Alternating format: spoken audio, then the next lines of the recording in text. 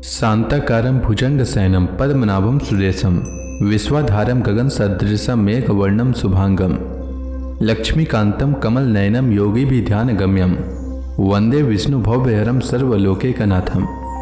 मंगलम भगवान विष्णु मंगलम गरुड़ध्वज मंगलम पुंडरीकाक्ष मंगलाय तनोहरि। ओम नमो भगवते वासुदेवाय। आज का दिन आप सभी के लिए मंगलमय हो। आइए सुनते हैं आषाढ़ मास कथा का 20वां अध्याय। श्री सुखदेव जी आगे कहते हैं, परीक्षित, वितथ अथवा भरद्वाज का पुत्र था मन्यु। मन्यु के 5 पुत्र हुए, बृहत्क्षत्र, जय, महावीर्य, नर और गर्ग। नर का पुत्र था संकृति। संकृति के 2 पुत्र हुए, गुरु और रंतिदेव। परीक्षित, रंतिदेव का निर्मल यश इस लोक और परलोक में सब जगह गाया जाता है। रंतिदेव आकाश के समान बिना उद्योग के ही देववश प्राप्त वस्तु का उपभोग करते और दिनों दिन उनकी पूंजी घटती जाती। जो कुछ मिल जाता उसे भी दे डालते और स्वयं भूखे रहते। वे संग्रह परिग्रह ममता से रहित तथा बड़े धैर्यशाली थे और अपने कुटुंब के साथ दुख भोग रहे थे। एक बार तो लगातार 48 दिन ऐसे बीत गए। 49वें दिन प्रातः काल ही उन्हें कुछ घी, खीर, हलवा और जल मिला। उनका परिवार बड़े संकट में था। भूख और प्यास के मारे वे लोग कांप रहे थे। परंतु ज्यों ही उन लोगों ने भोजन करना चाहा, त्यों ही एक ब्राह्मण अतिथि के रूप में आ गया। रंतिदेव सब में श्री भगवान के ही दर्शन करते थे, अतएव उन्होंने बड़ी श्रद्धा से आदरपूर्वक उसी अन्न में से ब्राह्मण को भोजन कराया। ब्राह्मण देवता भोजन करके चले गए। परीक्षित, अब बचे हुए अन्न को रंतिदेव ने आपस में बांट लिया और भोजन करना चाहा। उसी समय एक दूसरा शूद्र अतिथि आ गया। रंतिदेव ने भगवान का स्मरण करते हुए उस बचे हुए अन्न में से भी कुछ भाग शूद्र के रूप में आए अतिथि को खिला दिया।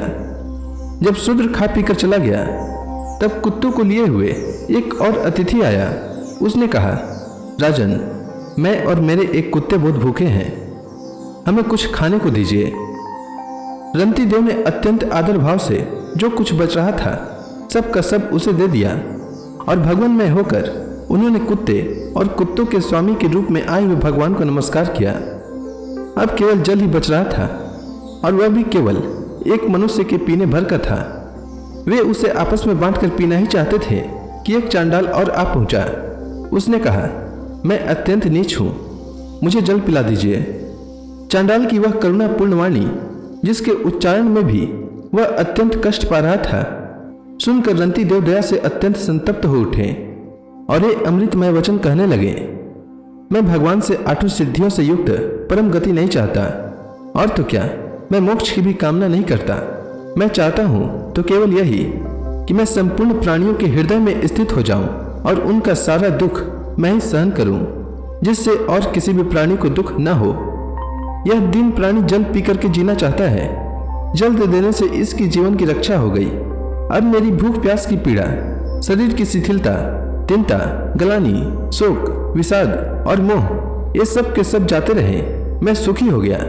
इस प्रकार कहकर रंतिदेव ने वह बचा हुआ जल भी उस चांडाल को दे दिया। यद्यपि जल के बिना वे स्वयं मर रहे थे, फिर भी स्वभाव से ही उनका हृदय इतना करुणापूर्ण था कि वे अपने को रोक न सके। उनके धैर्य की भी कोई सीमा है। परीक्षित, यह अतिथि वास्तव में भगवान की रची हुई माया के ही विभिन्न रूप थे।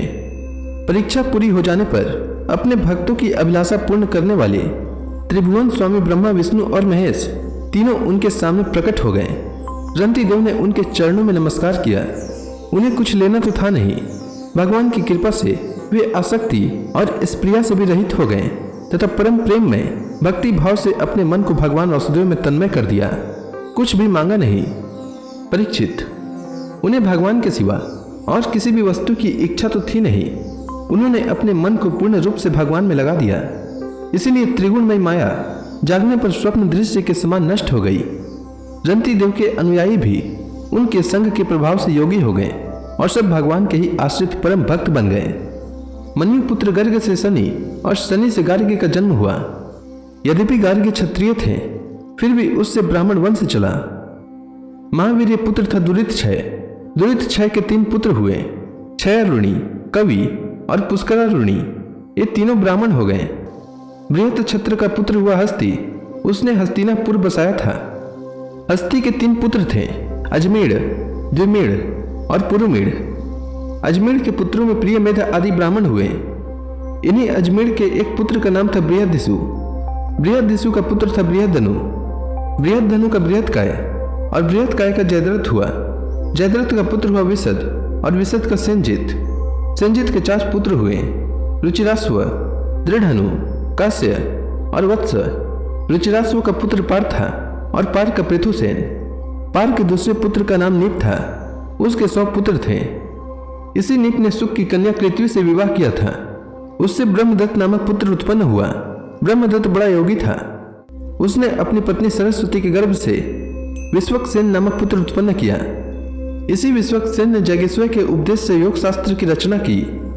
विश्वक्सेन का पुत्र था उदकस्वन और उदकस्वन का भल्लाद। ये सब बृहदिषु के वंश हुए। द्विमेढ़ का पुत्र था यविनर, यविनर का कीर्तिमान, कीर्तिमान का सत्यधृति, सत्यधृति का दृढ़नेमी और दृढ़नेमी का पुत्र सुपार्श्व हुआ। सुपार्श्व से सुमति, सुमति से सन्नतिमान और सन्नतिमान से कृति का जन्म हुआ।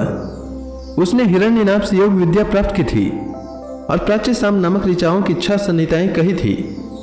कृति का पुत्र निप था, निप का उग्रायुध, उग्रायुध का क्षेम्य, क्षेम्य का सुवीर और सुवीर का पुत्र था रिपुंजय, रिपुंजय का पुत्र था बहुरथ।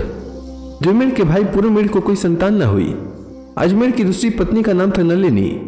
उसके गर्भ से नील का जन्म हुआ। नील का शांति और शांति का सुशांति, सुशांति का पुरुष, पुरुष का अर्क और अर्क का पुत्र हुआ भमरयास्व।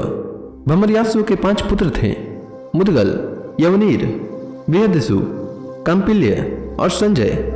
भमरयास्व ने कहा, ये मेरे पुत्र 5 देशों का शासन करने में समर्थ हैं, इसलिए ये पंचाल नाम से प्रसिद्ध हुए। इनमें मुदगल से मौदगल्य नामक ब्राह्मण गोत्र की प्रवृत्ति हुई। भमरयासु के पुत्र मुदगल से यमज संतान हुआ।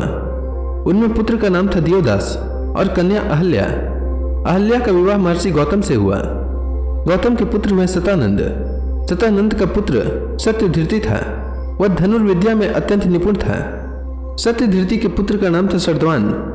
एक दिन उर्वशी को देखने से शरद्वान का वीर्य मुझ के झाड़ पर गिर पड़ा। उससे एक शुभ लक्षण वाले पुत्र और पुत्री का जन्म हुआ। महाराज शंतनु की उस पर दृष्टि पड़ गई, क्योंकि वे इधर शिकार खेलने के लिए गए हुए थे। उन्होंने दयावश दोनों को उठा लिया। उनमें जो पुत्र था उसका नाम कृपाचार्य हुआ और जो कन्या थी उसका नाम हुआ कृपी। यही कृपी द्रोणाचार्य की पत्नी हुई।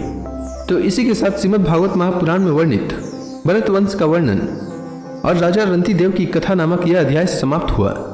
इसके आगे की कथा मैं कल के अध्याय में सुनाऊंगा। तब तक के लिए भगवान हरि का नाम लेते रहें। तो प्रेम से बोलिए भगवान विष्णु की जय, श्री कृष्ण भगवान की जय, समस्त देवी देवताओं की जय।